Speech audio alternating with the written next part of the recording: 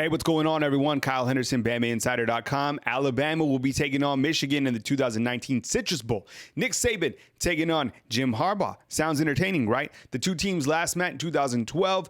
Alabama coming away with a victory 41-14. Two teams have met a couple times in the bowl games, 2000, 1997.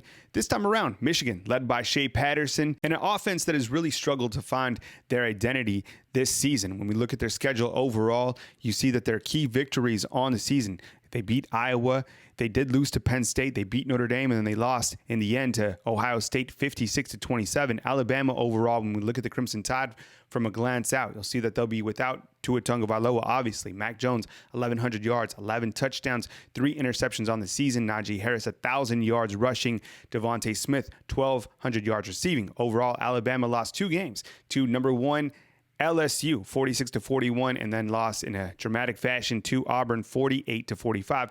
When we look at the two teams side by side, you see that Alabama definitely has the edge in terms of the offensive production, averaging more than 500 yards per game, going up against, ironically, the former wide receiver coach who's now the offensive coordinator at Michigan, Josh Gaddis. Defensive-wise, Michigan only allowing 292 yards per game. Still think Alabama will have the edge in this one. What are your thoughts in the comment box? Nick Saban taking on Jim Harbaugh. Definitely interesting storylines going into this one. Sound off in the comment box and be sure and stay tuned to BamaInsider.com for tons of coverage on BamaInsider.com.